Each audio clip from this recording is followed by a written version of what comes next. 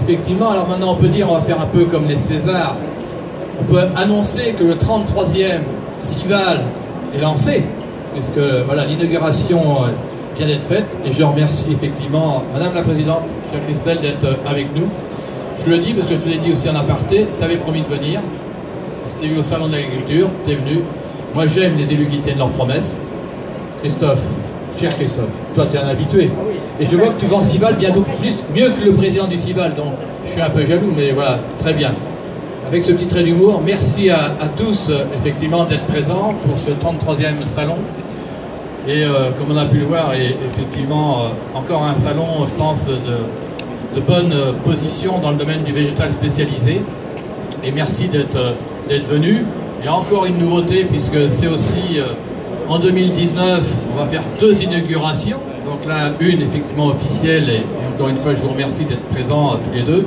Une autre, je l'annonce pour nos amis journalistes, parce que je sais que les journalistes ne savaient pas trop, le ministre vient, il vient plus, il revient. Effectivement, le ministre sera, Didier Guillaume, sera avec nous jeudi, à l'heure, je ne sais pas, mais je pense qu'il sera à l'heure. Et il fera effectivement l'honneur de sa présence, et j'ai appuyé pour qu'il soit là, au-delà de ses connaissances dans sa région de la Drôme, où l'arboriculture, le maraîchage lui tiennent à cœur. Je pense que je lui avais bien vendu lors de l'inauguration de la Maison des Fruits et Légumes d'être là, et qu'ici, il y a un salon en France qu'il faut faire, c'est Cival. Donc je pense qu'il l'a bien compris.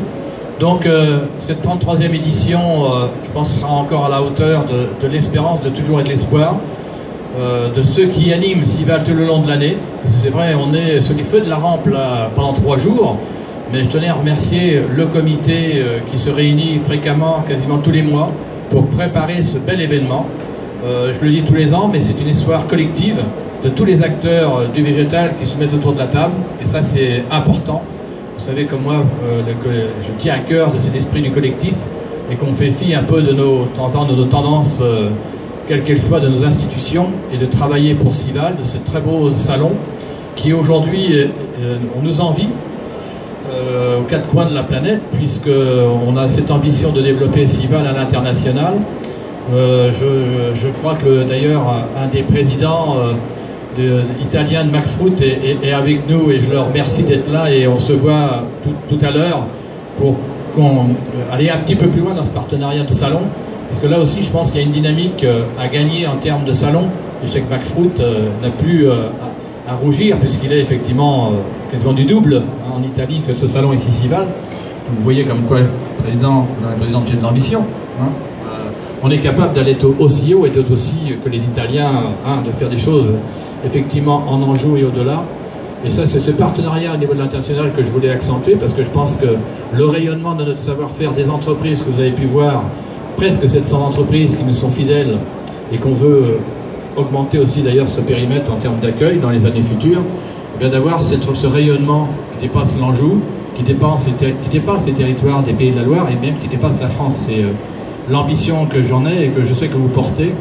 Et puis sans être plus long, parce que je sais que vous avez aussi tous les deux des impératifs, et j'ai entendu un message de vœu d'un maire, pas très loin, qui voulait rendre Angers encore plus vert qu'il n'était, donc, et d'avoir l'ambition aussi effectivement de cet accès dans le végétal, et je pense que ça nous va bien, avec Cival est effectivement dans cette dynamique du végétal.